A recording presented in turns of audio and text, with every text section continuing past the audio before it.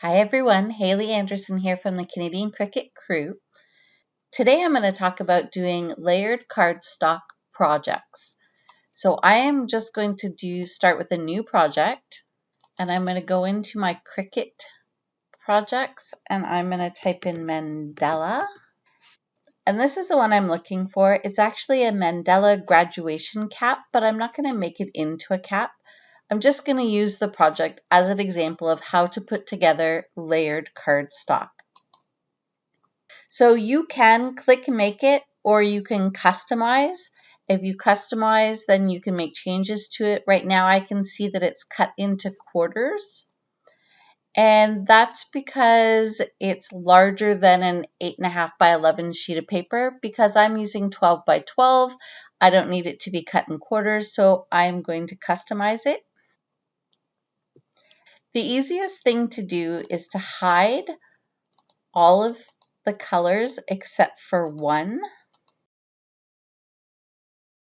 And then you want to select all of this and hit weld.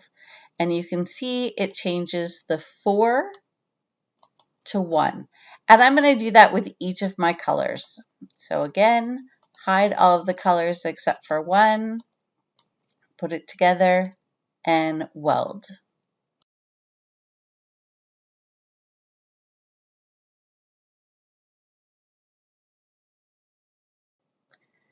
Okay, now it's ready. We've only got 4 pieces of paper that we're going to use.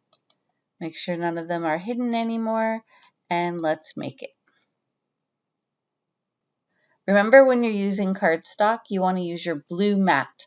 That's your light grip mat. That's the one that's going to be the easiest to make sure your paper, your cardstock is stuck and yet still comes off, so you don't have to worry about struggling or ripping while you're using it. I'm going to send it to my maker now.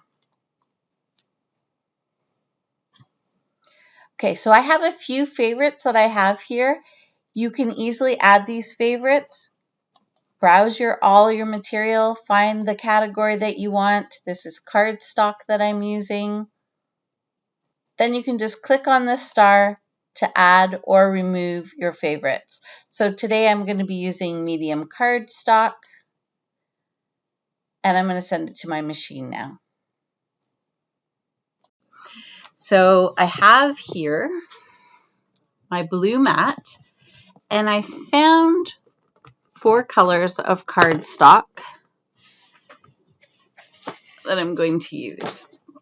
So I'm going to put my laptop down. You can see I have my maker over there by the wall. I'm going to move it away from the wall a little bit so that that mat can go through. Okay, so I'm going to put my dark green on my blue mat. I'm just going to line it up. Have you guys ever heard of a brayer? This is a brayer. The purpose of this is to make sure that your vinyl or cardstock or whatever it is you're using gets stuck well on your mat. Now you have to be careful with cardstock. If you're using something that's really thin, then you don't necessarily want to use a brayer.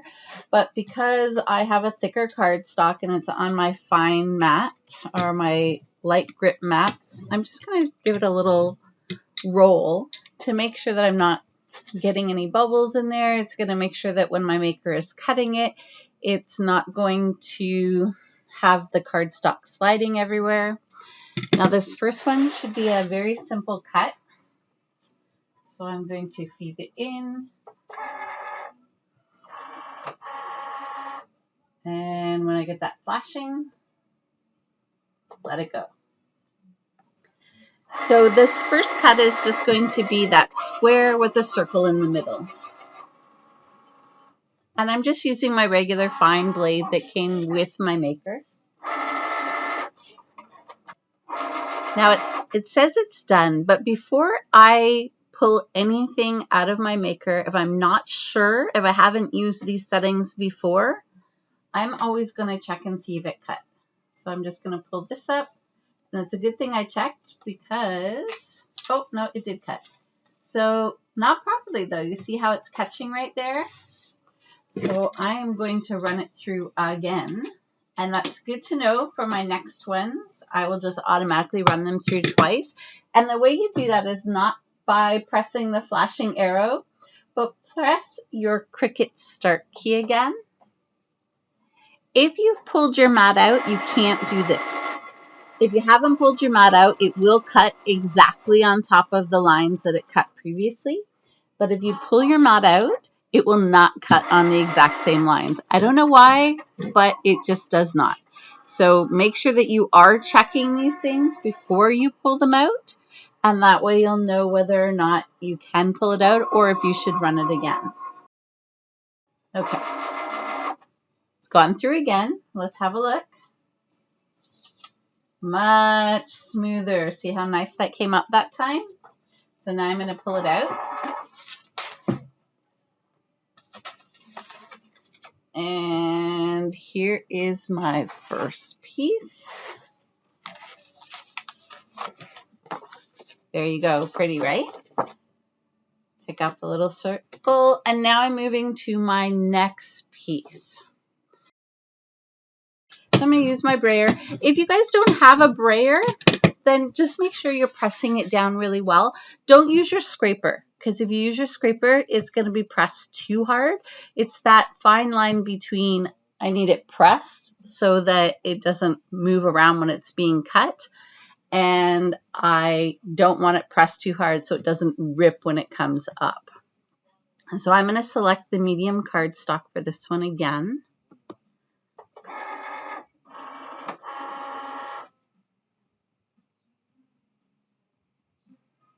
And here we go. So I'm going to let this cut, and I'm going to put you guys on pause. There's no point in making you watch that. I am sending it through twice, so I'll send it through twice before I come back to you. Okay, so I've run that one through twice. I'm going to unload it. Now it's got all of these little cuts in it, so it's going to take a little bit to weed. So what I've done is I've dug through my older mats. I have this old green one that I'm going to use. It's not very sticky. You can tell by how much this sheet moves around on it. So we know it's not very sticky. So I am going to use that because I don't have a second blue mat. And I am going to put the dark green on here, and I'm going to let this cut while we weed out the one we just did. And let that go. Okay, so while that's going, let's talk about doing the weeding for your cardstock. I'm going to move my camera down a little bit so you can see what I'm doing down here. So when I pull up the cardstock, I can see that it cuts out that circle, which is great. It's a perfect start. By the way, keep your scraps. You never know when you're going to need them. Now, the best tool for cardstock is this spatula. And I have to tell you, I'm the first one to say when I received this spatula as part of my kit, I went, what the heck? Why do I need a mini spatula to do cricketing? Well, guess what? You need a mini spatula to do cricketing. It is wonderful for peeling up the sides of these cardstock projects. So it's very, very thin. You can just put it in and it helps lift it up. And the nice thing about cardstock is it kind of weeds itself. It's kind of like your iron-on in that respect. As you peel up the sides, it leaves behind the pieces that you don't want anyways. Make sure that you're not cutting into it with your spatula, so be careful. But it sure as heck makes weeding pretty darn easy. Now, you don't want to fold it. You want to make sure that you're not folding up your cardstock, so don't just keep pulling and rounding it up. Use your spatula, get in there, separate it from your mat without just pulling it up, because the cardstock will curl. If you give it that opportunity, it absolutely will curl. Move your mat around. Get that weeder right in there. Can you guys see this happening? I hope so. and not weeder, spatula, sorry. Be careful not to push down on one side that needs to come up. And there we go. So I now have this all done and ready to go. I'm going to put it over here with the other one. And now I need to clean off this mat. And guess what? Spatula. It's a great way to clean off your mat as well. And I usually just do it over a garbage and I just kind of shove it all to one side. And then dump it in the garbage. All right, so I'm going to do this. I'm going to let my maker cut over there. And then I'm going to come back to you.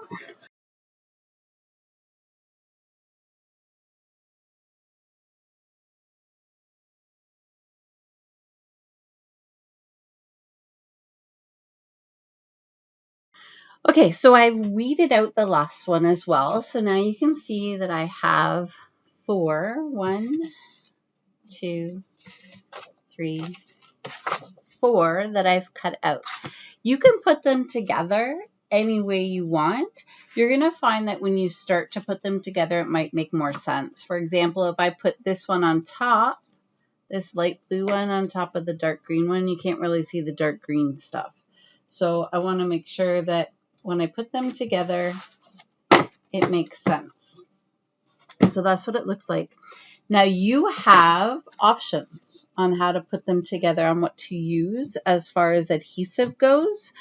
I have a couple of here. You can use a normal glue. So whatever glue you have, you can use to glue down each one of these sections.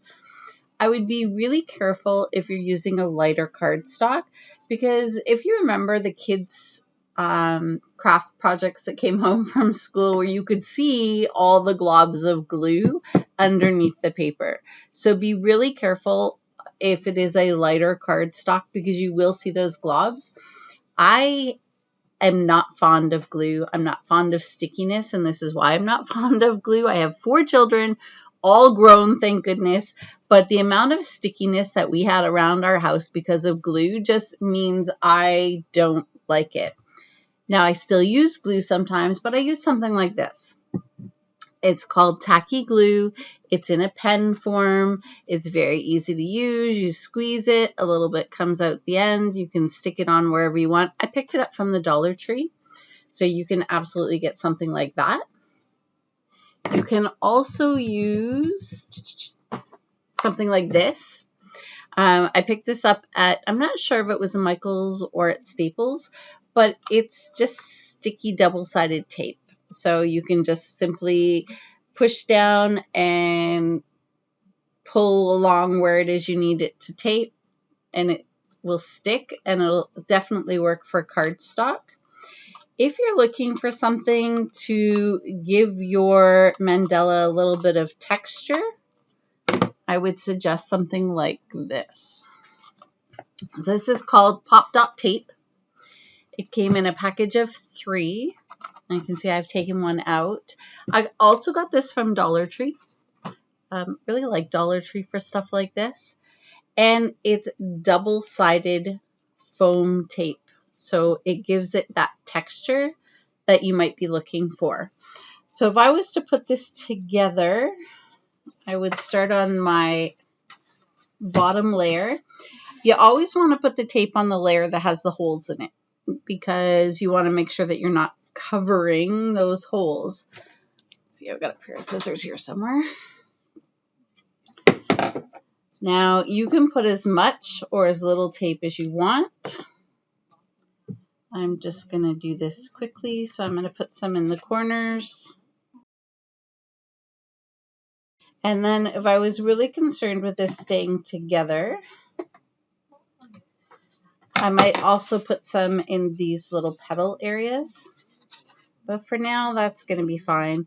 Then you can see you just peel off the top coat, making it double-sided.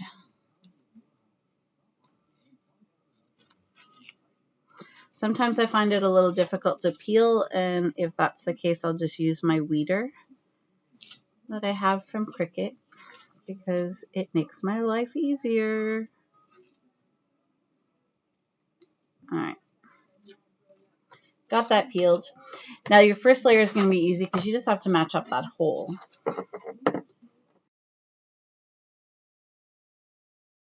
So the next one I'm going to do is this one. And it has thinner corners, so I might want to cut my tape.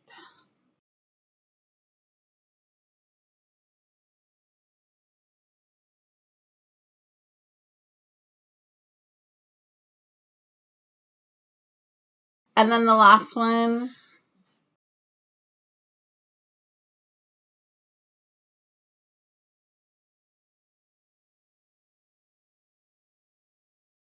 oh, you can see where my tape is showing on some of the edges, so you want to be careful. And ta-da. Now you can see it's kind of loose all in there, so remember, if you are actually going to be displaying this somewhere, this would be a good thing to put in a frame, like one of those shadow boxes. But if you are just going to leave it as is or displaying it somewhere, then I would absolutely suggest some more tape. You can even glue down some of the spots. Thanks for watching. Subscribe to my channel so you'll see any new videos that go out there. And if you have video requests, reach out to me at Cricut Lessons Canada or Cricut Help. No politics, no drama. Happy crafting!